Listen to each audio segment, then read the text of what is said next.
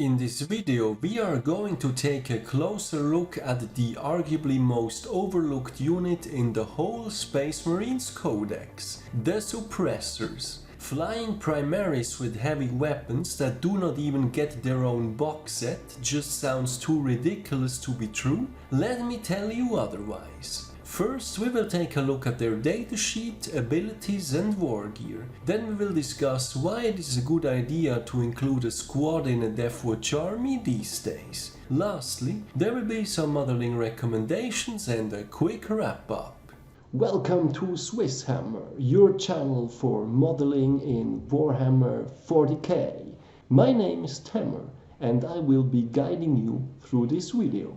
Looking at their datasheet, their stats line is giving it all away. They are in fact intercessors with jump packs and an oversized gun. This is something that confused me greatly at first. Given their somewhat bulky appearance, they are easy to mistake for their Gravis armored Inceptor brethren. But anyway, at a fixed squad size of 3, this puts them at 33 and something points per model, pretty much on par with the Hellblasters at 33 points per model. What stands out here is of course the movement of 12 inches, thanks to their jump packs. For weapons, they are equipped with the fixed loadout, the Accelerator autocannon. 48 inches range, heavy 3, strength 7, -1 AP and damage 2. The autocannon is tied to their unique ability called Suppressing Fire. Each time a model in this unit makes an attack with an Accelerator autocannon against an enemy infantry unit, if a hit is scored, that enemy unit cannot fire Overwatch this turn. What's particularly interesting here is that the ability requires only a single hit to activate. With 3 models and 3 shots per gun, split firing might be an option in order to maximize the effect of suppressing fire. Furthermore, thanks to their jump packs, they also get the Death from Above ability, to which we will get later. For keywords, they have Core, Primaris, Fly, Jump Pack and Smokescreen.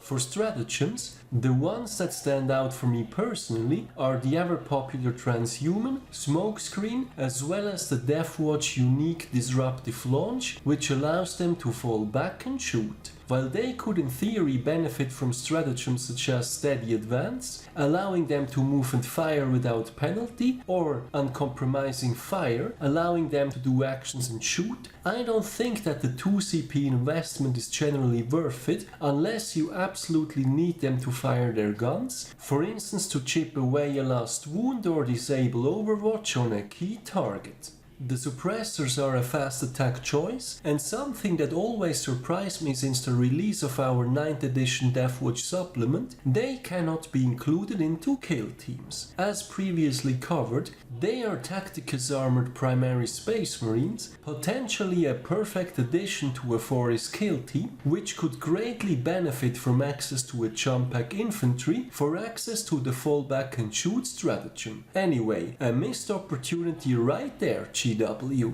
Furthermore, what I consider a second major downside is the mismatch between the autocannon and the jump pack.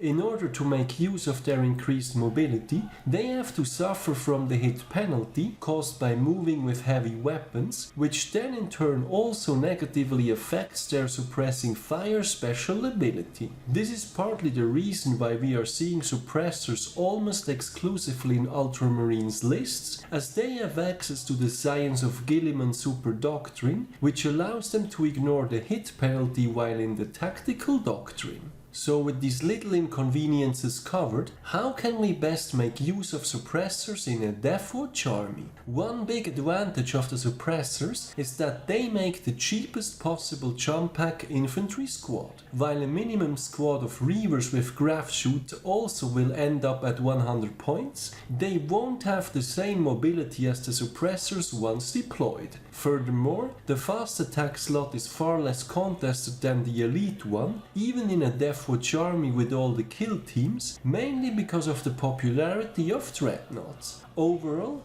this makes suppressors an interesting pick for scoring secondaries. They can be deployed through Death from Above, serve as action monkeys, and or get into table corners reasonably fast. While the movement will interfere with their autocannons, they might still be able to trigger suppressing fire if required, and in case a hit penalty is already in effect, having moved won't even matter due to the cap to hit modifiers. Speaking of the autocannon, even when deployed in a table corner, 48 inches range is huge if they can draw line of sight on something, and strength 7 damage 2 makes them decent marine killers. Overall, when using them for scoring secondaries, I think their greatest competitors in a Deathwatch army would be the Eliminator Squad, which is incredibly affordable at 75 points and can be deployed through concealed positions. I've covered Eliminators in more detail in a previous video, the link is in the description. Beyond that, I think that Suppressors also have a place in close combat oriented lists, where turning off Overwatch could be beneficial.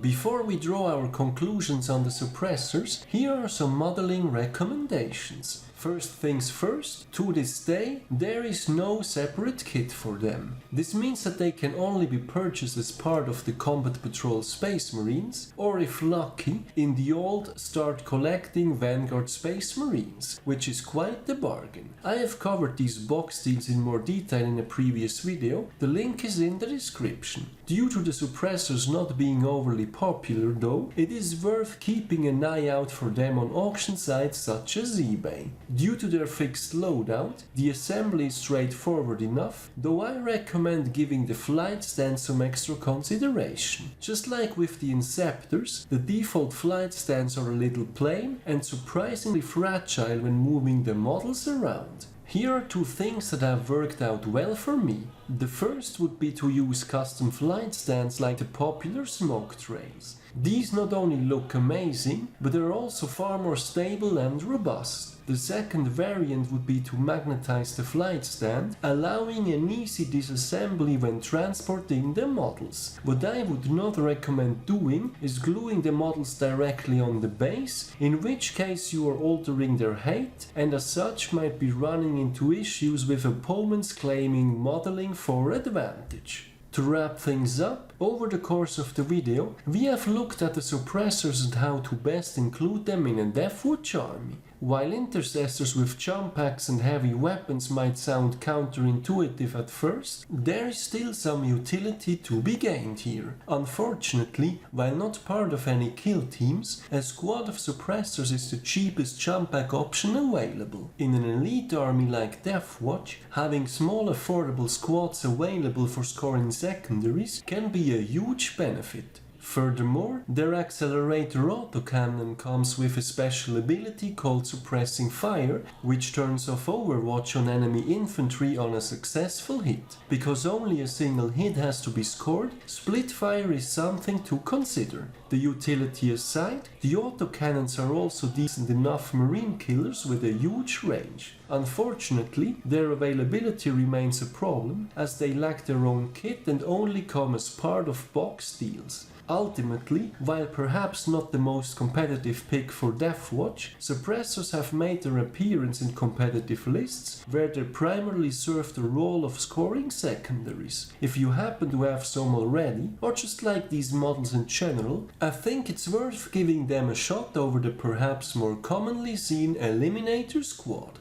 So that's it for the Suppressors in the Deathwatch. Have you guys been using these yourself, or are you favoring other action monkeys instead? In case you are playing a close combat oriented army, has Overwatch been an issue for you in 9th edition, and how are you usually dealing with it? Let me know in the comments. Finally, I would also like to mention that there is a SwissHammer Facebook page where I will be posting links to my videos as well as articles I find of interest. I do read a lot about the hobby, but not all of it will always end up as its own video. I look forward to seeing you there as well. I do also have a Patreon page. If you like my content, any additional support is greatly appreciated as it helps me invest into future videos. As always, thank you very much for watching, guys. Your continued support is greatly appreciated. I hope you have been enjoying this video. Give me a thumbs up if you did, and don't forget to subscribe if you haven't done so already. Thanks again and see you next time.